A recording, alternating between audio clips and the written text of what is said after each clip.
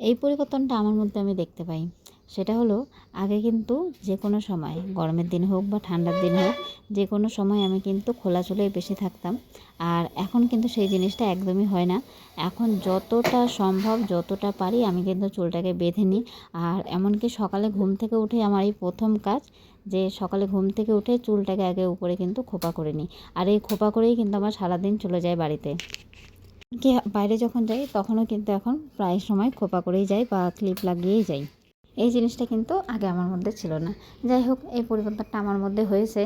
আর এখন কিন্তু এই চুলটা বাঁধা থাকলেই কিন্তু আমার বেশি শান্তি লাগে আর কাজ করতেও কিন্তু খুব ভালো লাগে। সেই জন্য সবার ফার্স্টে ঘুম থেকে উঠে আমার কিন্তু এই একটা কাজ থাকে যে না, চুলটাকে উপরে তুলে ভালো করে খোঁপা করে নেওয়া। আজ হচ্ছে মঙ্গলবার, পঙ্কজেরও মন্দিরে যাওয়ার তাড়া, আর সাথে কিন্তু মেয়ের স্কুলও আছে। মঙ্গলবার শনিবার খুব একটু অসুবিধা হয়ে যায়, কেন কি পঙ্কজের মন্দিরে তাড়াতাড়ি যেতে হয়। মঙ্গলবার শনিবার ওর ভীষণ চাপ থাকে। আর চাপ থাকুক চাই না থাকুক, এই জিনিসটা কিন্তু প্রতিদিনের পঙ্কজ স্নান করে কোনো সময় কিন্তু গামছাটা কিন্তু মেলে দেয় না। সব সময় কিন্তু গামছাটা আমার জন্যেই কিন্তু রেখে দেয় যে না, আমিই মেলে দেবো। এই জিনিসটা আমার প্রচণ্ড বিরক্তকর একটা কাজের মধ্যে পড়ে। হাজার দিন বলেও কিন্তু এই অভ্যাসটা কিন্তু আমি চেঞ্জ করাতে পারিনি। সেই গামছাটা কিন্তু আমার জন্যেই রেখে দিবে, আমি গিয়েই কিন্তু গামছাটা মেলে দেবো। তারপরে মেয়েকেও স্নান করিয়ে দিলাম, কেন কি চুলগুলো শুকাতে হবে। আর আজকে কিন্তু বেশ সুন্দর রোদ উঠেছে, সেজন্য কিন্তু তাড়াতাড়ি চুলগুলোও শুকিয়ে যাবে। আর এখানে দেখো একটা জামা পরিয়ে দিচ্ছি, কেন কি ফ্যানটা চালাবো। স্নানের সাথে সাথে ফ্যানটা যেহেতু চালাবো, তার জন্য জামাটা পরিয়ে দিলাম যাতে ঠান্ডা না লাগে। গুড়ির চুলগুলো সেদিন কিন্তু ইয়ার্কির সোর্সেই কিন্তু কাটা হয়েছিল, কিন্তু চুলগুলো পরে দেখছি যে না, চুলগুলো কিন্তু বেশ সুন্দর হয়েছে। ডিপ কিন্তু ইউ এর মতন হয়ে গেছে চুলটা, দেখতে কিন্তু বেশ সুন্দর লাগছে গুড়ির চুলগুলো এখন। সেদিন এতটা ভাবনা করে কাটা হয়নি যে না কী করব না করব, কিন্তু তাও যাই হোক যেটা হয়েছে ভালোই লাগছে। তো প্রতিদিনের মতন আজকেও কিন্তু ভাবছিলাম যে না কী করবো, তো গুড়িকে আজকে জিজ্ঞাসা করলাম যে কী করে দেবো, তো গুড়ি বললো যে না, লুচি করে দিতে। জন্য কিন্তু চলে আসলাম লুচি করতে। আর আমি কিন্তু এখানে 2-4টা বেশি বানাচ্ছি, তাহলে আমরাও কিছুটা সকালে চা দিয়ে খেয়ে নিতে পারবো আর গুড়িকেও টিফিনে দিয়ে দিব।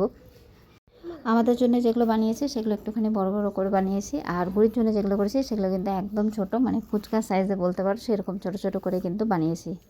আর আমাদের বাড়িতে কিন্তু ময়দাটা ইউজ হয় না বললেই চলে, ময়দা আমরা ভীষণ কম খাই। লুচিতেও কিন্তু আমরা বেশিরভাগ কিন্তু আটা দিয়েই করি। তো আজও কিন্তু আটা দিয়ে আর লবণ দিয়ে কিন্তু আমি লুচিটা করে দিচ্ছি গুড়িকে। আর গুড়িরও কিন্তু এই জিনিসটা খেতে খুব ভালো লাগে। সকাল থেকে দেখতে মনে হয় যে না একটা দুটা কাজ, কিন্তু সকাল থেকে সত্যি কথা একটুও সময় পাওয়া যায় না। গুড়ির স্কুল টিউশন মানে প্রতিটা দিন এতটা ব্যস্ততার মধ্যে চলে যায়, মানে একটু সময় পাই না যে নিজের জন্য, যে না একটু সময় হয়তো বের করা যায়। এতটা কী করে যে ব্যস্ত হয়ে পড়লাম, একদিকে কিন্তু ভালোই লাগে এতটা ব্যস্ততা যে থাকি, এই জিনিসটা কিন্তু আমার পছন্দ। আর সবাই বলে যে না একঘেয়ে কাজ ভালো লাগে না, আমার কিন্তু এই একঘেয়ে কাজই কিন্তু ভালো লাগে। রুটিন ছাড়া যদি এদিক ওদিক কোথাও একটু যাই, সেই জিনিসটার থেকে আমার মনে হয় যে না, আমার ডেলিকার রুটিন হিসেবে যেই জীবনটা সেটাই কিন্তু ভালো লাগে। গুড়িকে রেডি রেডি করে আমিও কিন্তু রেডি হয়ে নিলাম। আর জামা কাপড়গুলো ভিজে যাবো, তাহলে গুড়িকে দিয়ে আস্তে আস্তে জামা কাপড়গুলো ভিজে যাবে, তারপরে কিন্তু ধুয়ে দিতে পারবো। তো এই দেখো, আজকে বাড়ি থেকে বেরোনোর সাথে সাথে কিন্তু টোটো পেয়ে গেলাম। দুদিন ধরে কিন্তু বেশ ভালোই হয়েছে, বাড়ি থেকে বেরোনোর সাথে সাথে টোটো পেয়ে যাচ্ছে, এটা কিন্তু আমার অনেকটাই বেশি ভালো লাগছে। একটু হাঁটতে হচ্ছে না, যদিও আমি হাঁটতে ভালোবাসি, কিন্তু মেয়ের কষ্ট হচ্ছে না, এটাই হচ্ছে আসল কথা। তো গুড়িকে দিয়ে তারপরে কিন্তু ধমাধম করে চলে এসেছি বাড়িতে, কেন কি আজকে অনেক কাজ আছে। তো আসার পরে কিন্তু সবার ফার্স্ট আমি চা খেয়ে নিয়েছিলাম, কেন কি আজকে চা খেয়ে যায়নি। তো চা খেয়ে নেওয়ার পরে তারপরে কাজ শুরু করেছি। আর জামা কাপড়গুলো যেহেতু ভিজেই গিয়েছিলাম, সেজন্য আসার সাথে সাথে কিন্তু জামা কাপড়গুলো ধুয়ে দিলাম। আর আজকে কিন্তু হবে সব নিরামিষ সবজি, আমের চাটনি হবে, আর সাথে হবে যতগুলো সবজি দেখেছো, পটল, ভেন্ডি, ঝিঙা, এই সব কিন্তু হবে। সবার হবে আজকে পোস্ত, আর তার সাথে হবে ভাত আর ডাল। আজকের মেনুটা কিন্তু গতকালকে রাতে বাবাই ঠিক করে দিয়েছে যে না আজকে কী কী হবে। আগে প্রায় টাইমে কিন্তু বাবাই ঠিক করে দিত যে না কী রান্না হবে। এখন আর বাবার সময় হয় না, সেই জন্য কিন্তু সবটা আমাদের উপরেই ছেড়ে দিয়েছে যে না কী হবে না হবে সব তোমরাই করো। আর পঙ্কজ এইসব দিকে খুব একটা বেশি যায় না, ও মানে দূরেই থাকে। ওর একটুখানি মাছ মাংস ভালো লাগে, ডাল সবজি পঙ্কজের অতটা পছন্দ না। হ্যাঁ, শাকটাক যদি হয় তাহলে হয়তো পঙ্কজ আবার অনেকটাই পছন্দ করে শাক, কিন্তু তাছাড়া ওর ডাল কিন্তু একদম পছন্দ না। ডালের থেকে ওর কিন্তু সোয়াবিন অনেকটা বেশি ভালো লাগে। ও দৌড়তে দৌড়তে কাজ করতে করতে আমার আগে মনে হচ্ছে ঘড়িটা কিন্তু দৌড়ে চলে যাচ্ছে।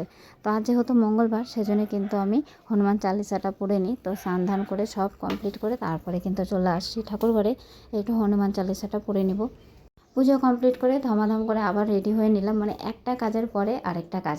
আমার ভাই সেদিন আমাকে বলছে যে তুই কিন্তু এখন মিলিটারি টাইম ধরে চলছিস, মানে একটা টাইম মানে এদিক ওদিক হচ্ছে না, মানে 1 সেকেন্ড এদিক ওদিক তুই করছিস না, প্রতিটা টাইমে তুই একদম কাজগুলো করে নিচ্ছিস।